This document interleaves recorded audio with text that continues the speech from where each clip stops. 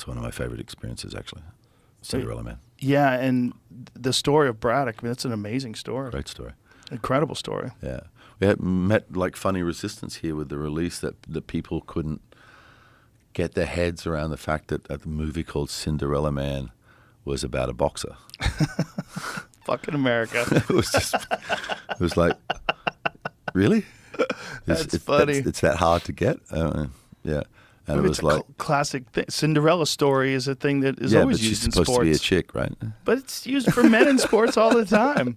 Well, it was some famous American writer, Damon Runyon or whatever, who coined the phrase. Mm-hmm. You know, he wrote that, you know, the story of James J. Braddock is a Cinderella story. Yeah. That's where he got the nickname, you know.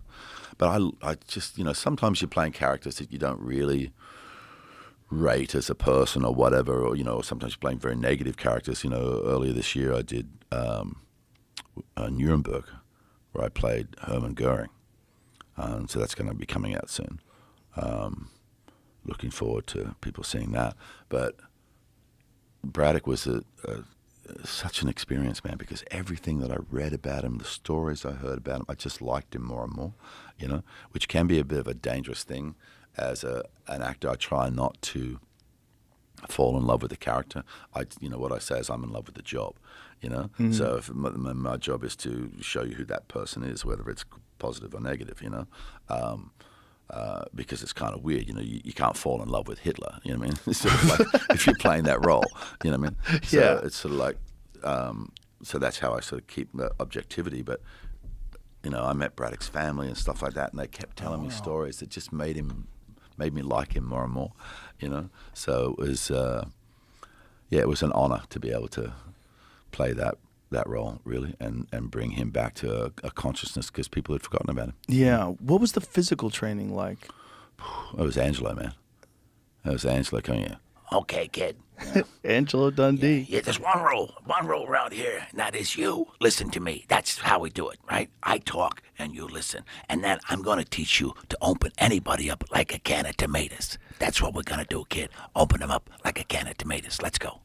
Wow. He was a great guy, man. I mean, what an incredible privilege to be given that beautiful man in my life, you know, with all his experience and his stories and, you know, and his attitude to things, man. He was like, you know, I mean, occasionally if you asked about somebody that he had a negative experience with, you know, he would sort of like see who's around or whatever, and he would just tell you the pure truth. But for the most part, anybody you asked him about, he was like, what a great guy, you know?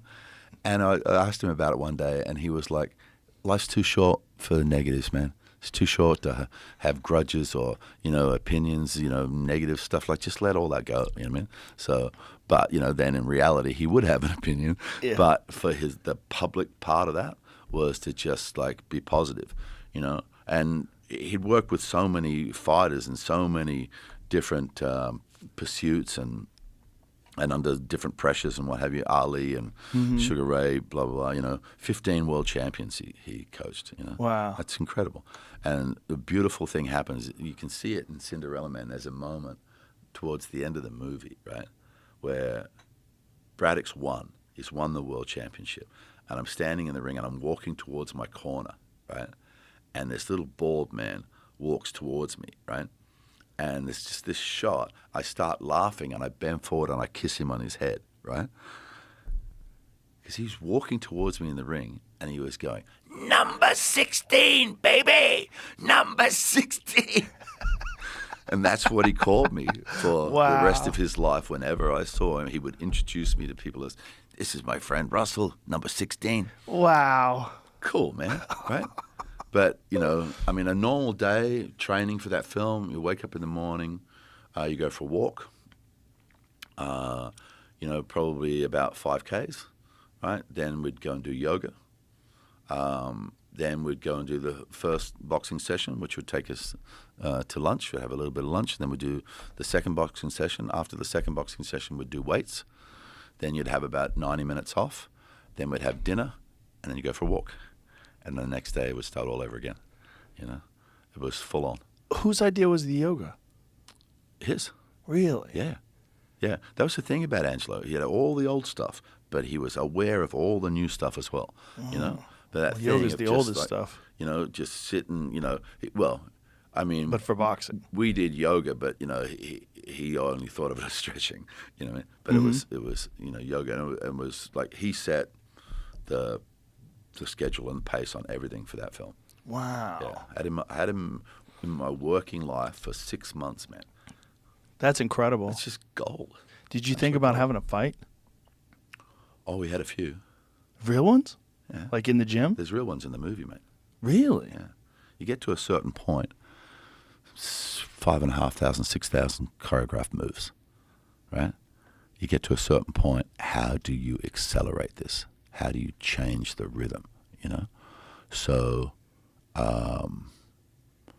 the fight with Troy, which I think is the last fight before the championship, that's 100% the two of us in the ring beating the piss out of each other. Really? Yeah. Jamie, see if you can find that. And he's What would really be the good. scene? What would be the scene that we look for? I'd be right towards the end of the film, and it's just sort of like little sharp cuts. No, that's Mark. Some of those scenes. No, not that one. That's the end fight. So just prior to this, there's it goes through a series of fights. Currently forgetting the man's name. His first name's Troy. I can't remember his surname. He went on to become light heavyweight champion of Canada, and a couple of these guys are Olympians and stuff that were in the fight. But the hardest hit I've ever received is in that fight with Troy, because he was a southpaw and we both went in the same direction. We clashed heads. Fuck me. And then we just had to keep going with the scene, right?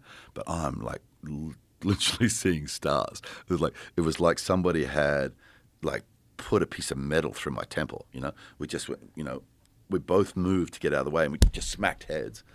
Yeah, this fight,